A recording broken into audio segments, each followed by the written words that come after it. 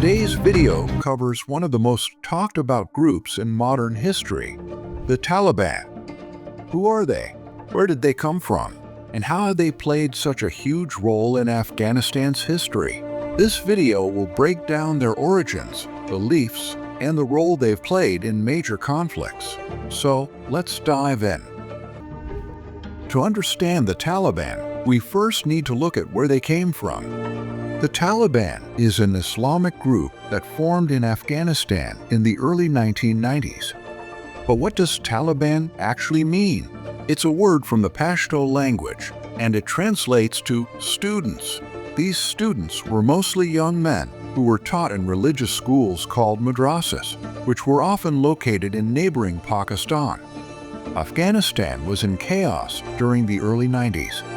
The Soviet Union had just pulled out after almost 10 years of war, and the country was left with no stable government. Different groups fought for control, and life for ordinary Afghans was full of violence, poverty, and lawlessness. Enter the Taliban.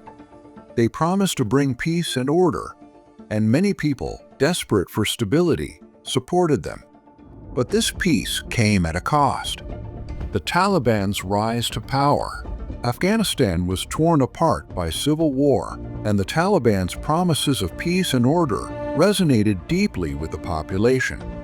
By 1996, the Taliban had gained enough support to take control of the capital, Kabul, and declared themselves the rulers of Afghanistan. Once in power, they enforced their version of Islamic law throughout the country. The rules were severe. Women were no longer allowed to work, go to school, or even leave the house without a male guardian. Music, movies, and television were banned. Still, Afghanistan remained a poor and war-torn country. Taliban and Al-Qaeda connection. Now, one of the most important things to know about the Taliban is their relationship with the terrorist group, Al-Qaeda. In the late 1990s, Al-Qaeda, led by Osama bin Laden, was given a safe haven in Afghanistan by the Taliban. This allowed Al-Qaeda to plan and carry out attacks, including the devastating 9/11 attacks in the United States. After 9/11, the U.S. and its allies invaded Afghanistan in 2001, aiming to remove the Taliban from power and destroy Al-Qaeda's network. Within a few months, the Taliban government was overthrown, and a new Afghan government, backed by the U.S., took its place. But this wasn't the end of the Taliban. The Taliban's return. Even though the Taliban lost control of Afghanistan's cities and major towns, they didn't disappear. They retreated to rural areas, especially in the south and east, where they regrouped and began a long insurgency, basically a guerrilla war against the new Afghan government and foreign forces. Over the years, the Taliban carried out thousands of attacks, including bombings, assassinations, and raids, trying to regain control of the country. The US and NATO forces stayed in Afghanistan for nearly 20 years, trying to support the Afghan government and defeat the Taliban. But the Taliban continued to grow stronger, using the country's rough terrain and local support to their advantage. U.S. withdrawal and the Taliban's return to power. In 2021, the U.S. decided to withdraw its troops from Afghanistan after nearly 2 decades of fighting. As soon as the U.S. and its allies began pulling out, the Taliban launched a massive offensive, quickly taking over large parts of the country. In August 2021, the Taliban captured the capital, Kabul, once again, and declared themselves the rulers of Afghanistan. This time, the Taliban promised they would be different. However, reports from the ground suggest that many of the old harsh rules have returned, especially in rural areas.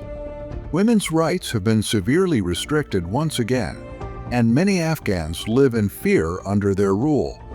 The international response to the Taliban's return. The Taliban's return to power in 2021 sent shockwaves around the world. Many countries were faced with a tough decision. Should they recognize the Taliban as the legitimate rulers of Afghanistan or not? While some countries, like China and Russia, kept their embassies open in Kabul, most Western nations, including the US, have not formally recognized the Taliban government. One of the major concerns is human rights, particularly women's rights. Many international organizations, including the United Nations, have expressed concern about the Taliban's treatment of women, minorities, and political dissidents. Another big issue is Afghanistan's economy. Since the Taliban took control, the country has faced economic collapse. Billions of dollars in foreign aid and Afghan government assets were frozen by international banks, leading to widespread poverty and hunger. And that's the story of the Taliban, how they came to power, lost it, and regained it again. This group has shaped Afghanistan's history for over 30 years, and their influence continues to impact not just Afghanistan, but the entire region. If you found this video informative, don't forget to like, subscribe, and hit the notification bell to stay updated with more content from World at War. Thanks for watching, and see you in the next video.